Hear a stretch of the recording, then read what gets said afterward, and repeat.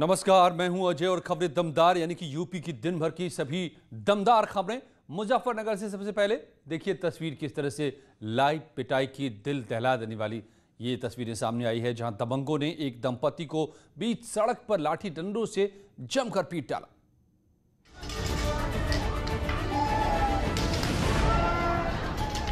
लाठी डंडों से लैस दबंग और करप्शन पर बुलडोजर चला तो अखिलेश को दर्द हो गया क्या? पुश्तैनी घरों पर बुलडोजर चलाना गलत, अखिलेश ने यह सवाल उठा दिए हैं। अखिलेश ने कहा कि ऐसे तो लाखों लोगों के घर उजड़ जाएंगे। अखिलेश यादव ने कहा है कि क्या मुख्यमंत्री आवास का नक्शा पास है? बुलडोजर चलाना ठीक नहीं है। अखिलेश यादव ने माफिया पर कार्रवाई को गलत बताया है। बड़ी खबर, लोगों के पुश्तैनी घर मकान हैं, उन पे भी बुलडोजर चला रही है। और हमसे ज़्यादा कौन अच्छा समझेगा सरकार को?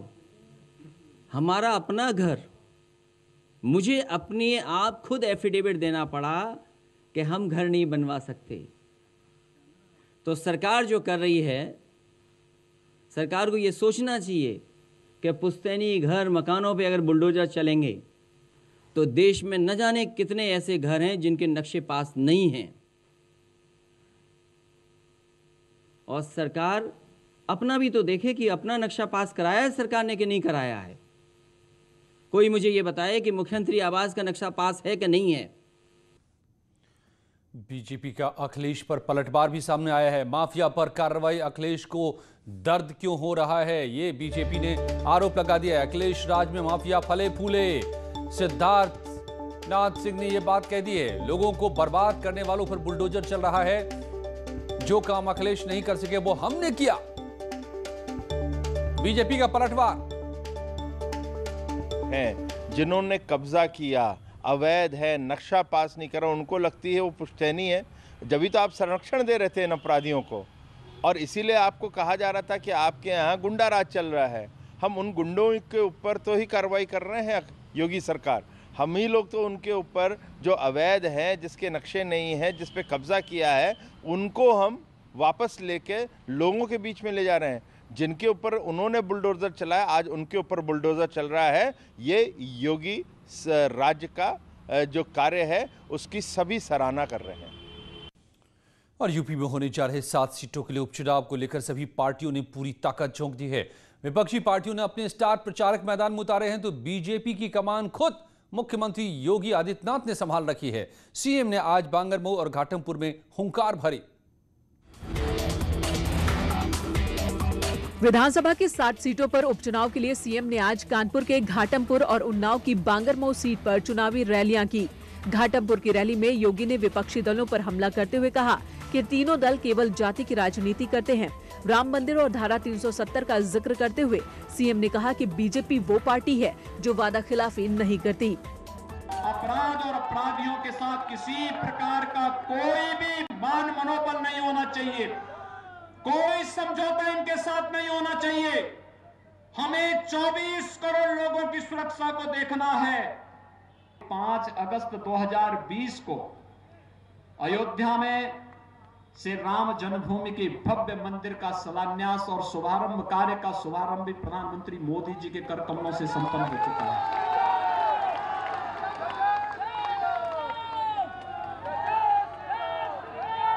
यानी हमने जो कहा वो करके दिखा दिया। कोई भेदभाव नहीं किया किसी के साथ। 30 लाख लोगों को 3 वर्ष में आवास दिए। 2 करोड़ 61 लाख लोगों को एक शौचालय उपलब्ध करवाए गए। 1 करोड़ 24 लाख परिवारों को निःशुल्क विद्युत के कनेक्शन उपलब्ध करवाए गए। 46 लाख लोगों को रसोई गैस के निःशुल्क कनेक्शन उपलब्ध करवाए गए। प्रदेश के अंदर आयुष्मान भारत में जितने लोग छूटे हुए थे, मुख्यमंत्री जन आरोग्य योजना के अंतर्गत उन लोगों को भी 5 लाख रुपए की स्वास्थ्य बीमा का कवर देने का कार्य किया गया। बांगरमऊ में बीजेपी उम्मीदवार श्रीकांत कटियार के समर्थन में रैली करते हुए योगी ने फिर से विपक्षी दलों को निशाने पर लिया और कहा कि एसपी, बीएसपी और कांग्रेस के लिए परिवार ही पार्टी है। पिछली सरकार में नौकरी देते समय मजहब और जाति देखी जाती थी, लेकिन हमारी सरकार ने बिना भेदभाव नौकरियां और रोजगार दिए। क्या कांग्रेस में, सपा में, बसपा में कोई कल्पना कर सकता है कि उस परिवार के बाहर का कोई व्यक्ति वहां का अध्यक्ष या वहां का किसी अन्य महत्वपूर्ण दायित्व पे बैठ सकता है? नहीं। और आत्मनिर्भर भारत की ओर आज यूपी ने एक कदम और बढ़ा दिया है। पीएम मोदी ने वाराणसी, लखनऊ और आगरा के स्वनिधि योजना के लाभार्थियों से बात की। पहली बार वेंडर प्रधानमंत्री से बात करके काफी खुश नजर आए।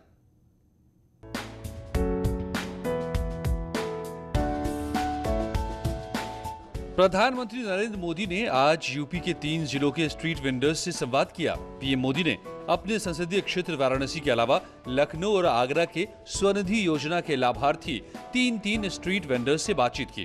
पीएम मोदी ने स्वनिधि योजना में यूपी से आए आवेदनों को लेकर तारीफ की। यूपी में 7 लाख से ज्यादा पटरी व्यवसायियों के रजिस्ट्रेशन कराने पर पीएम मोदी बोले, स्वनिधि योजना का लाभ लेने में यूपी नंबर 1 है।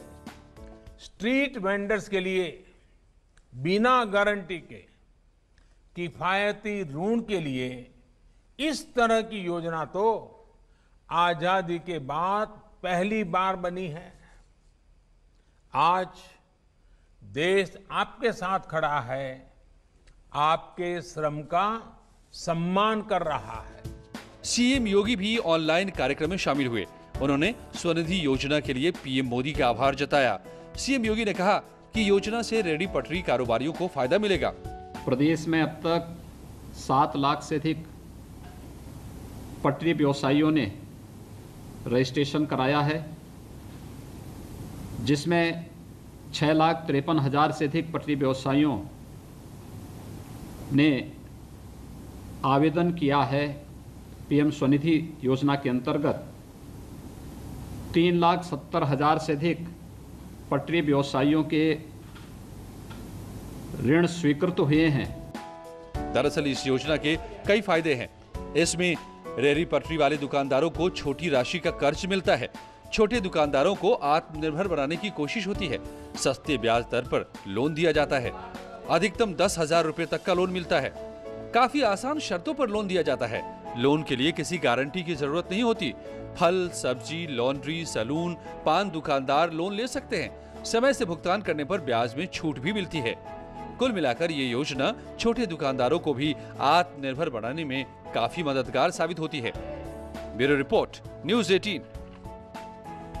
और लखनऊ में आयोजित न्यूज़ 18 के स्वास्थ्य चर्चा कार्यक्रम में सूबे के स्वास्थ्य मंत्री जयप्रताप सिंह ने कहा कि कोरोना हमारे लिए एक चैलेंज की तरह रहा है और हमने टीम वर्क से काम किया है। यही वजह है कि हम कोरोना को काबू करने में काफी हद तक कामयाब हुए हैं। इसके लिए स्वास्थ्य मंत्री ने डॉक्टर्स और स्वास्थ्य कर्मियों को भी धन्यवाद दिया। उन्होंने कहा कि अगले साल मार्च तक कोरोना वैक्सीन आने की उम्मीद है और तभी तक 2 गज की दूरी, मास्क पहनना और हाथ धोते रहना जरूरी है। उन्होंने ऐलान किया कि सभी देशवासियों को कोरोना की वैक्सीन मुफ्त में मिलेगी। उन्होंने पीपीपी मॉडल पर बनाने वाले अस्पतालों के निर्माण में तेजी लाने की बात कही है। कहा कि प्रदेश में बढ़ रहे कैंसर मरीजों को बेहतर इलाज के लिए व्यवस्था को और दुरुस्त किया जा रहा है। एक्सपेक्ट कर रहे हैं कि मार्च 21 तक इसकी आने की संभावना है, जिसमें एक निश्चित संख्या पूरे देश के लिए फर्स्ट ट्रायल में वो आ जाएगा। सीरम इंडिया के द्वारा जो प्रोडक्शन होगा, प्लस अगर हमको बाहर से भी कहीं से अगर मिलता है विच इज़ WHO और ICMR से प्रमाणित होता है, तो वो भी हम लोग बाद में खरीदेंगे।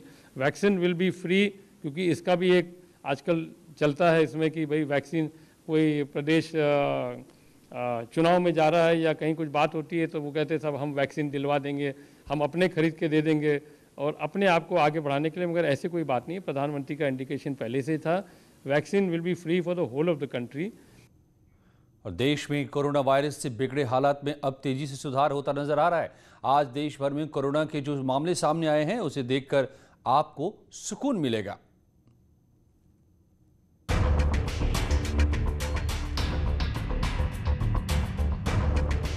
जिस कोरोना ने हिंदुस्तान में तबाही मचा रखी थी, जो कोरोना मौत का तांडव कर रहा था, जिस कोरोना ने घर से निकलना दूभर कर दिया था, अब वो कोरोना हिंदुस्तान में चारों खाने चित होता दिखाई दे रहा है। वो कोरोना अब हिंदुस्तान में आखिरी सांसें गिन रहा है। और ये बात हम यूं ही नहीं कह रहे, बल्कि पिछले घंटों के आंकड़े इसकी गवाही दे रहे हैं। 2-4 राज्यों को अगर छोड़ दिया जाए तो भारत ने कोरोना से जंग काफी हद तक जीत ली है। देश में न सिर्फ कोरोना पॉजिटिव मामलों में कमी आ रही है, बल्कि मौत के आंकड़े भी तेजी से गिर रहे हैं।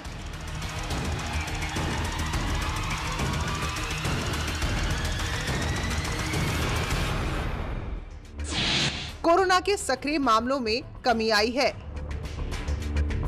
देश में कोरोना के सक्रिय मामलों की संख्या में कमी आ रही है।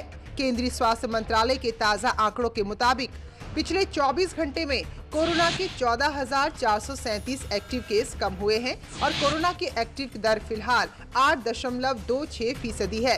देश भर में कोरोना से ठीक होने वालों की संख्या भी बढ़ रही है। 24 घंटे में 59,105 लोग कोरोना से ठीक हुए हैं। कोरोना का रिकवरी रेट 90.23%, तो मृत्यु दर महज 1.50% तक है। पिछले 24 घंटे में कोरोना के कुल मामले 36,000 रहे, जबकि कोरोना से मौत का आंकड़ा 500 से नीचे है। इन आंकड़ों से एक बात तो स्पष्ट है कि देश भर में कोरोना का कहर लगातार कम हो रहा है, जो बहुत बड़ी राहत की बात है। वहीं महाराष्ट्र में आज 3,500 केस सामने आए, जो 24 जून के बाद से अब तक के सबसे कम मामले हैं। हालांकि पश्चिम बंगाल में आज भी 4,000 से ज्यादा मामले सामने आए हैं। लगातार 7वें दिन 4,000 से ज्यादा मामले सामने आने के बाद चिंता बनी हुई है। खैर, 29 जनवरी को देश में निकले पहले मामले के बाद से लेकर अब तक कोरोना ने बहुत तबाही देश में मचाई। लगभग 3 महीने का हमने लॉकडाउन देखा। आम से लेकर खास तक न जाने कितनों की जाने गई। इन सब के बीच अब जो आंकड़े आ रहे हैं वो राहत देने वाले हैं, लेकिन इसका ये कतई मतलब नहीं कि खतरा पूरी तरह से टल गया है। इसलिए कोविड प्रोटोकॉल का पालन तब तक जरूरी है जब तक कोरोना का आखिरी मरीज भी देश में स्वस्थ ना हो जाए। Bureau report, news 18।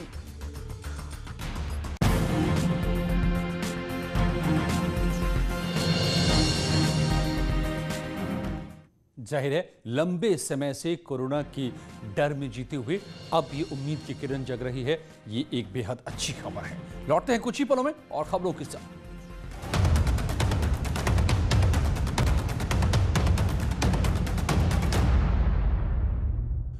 और इस वक्त एक बड़ी खबर आ रही है हरदोई से, जहां पर कार सवार बदमाशों ने एक महिला को अगवा कर उसके साथ गैंग रेप किया।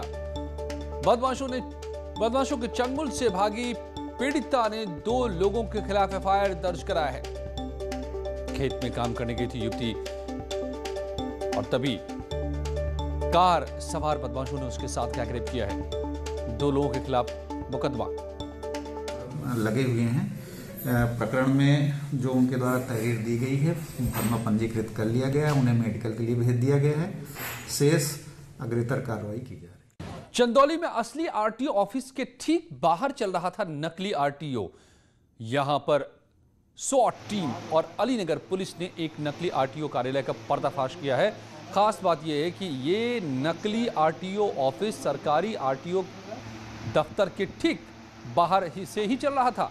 मौके से पुलिस ने 4 लोगों को गिरफ्तार किया है। इनके पास से नकली रजिस्ट्रेशन पेपर, लैपटॉप, प्रिंटर समेत कई चीजें मिली हैं।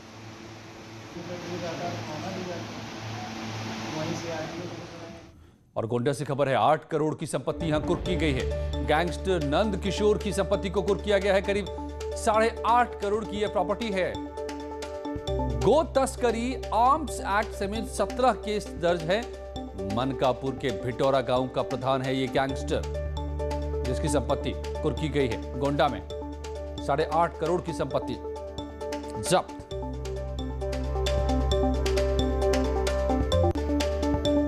ये थी यूपी की दमदार खबरें। कुछ ही पलों में देखिए उत्तराखंड की खबरें। बने रहिए हमारे साथ।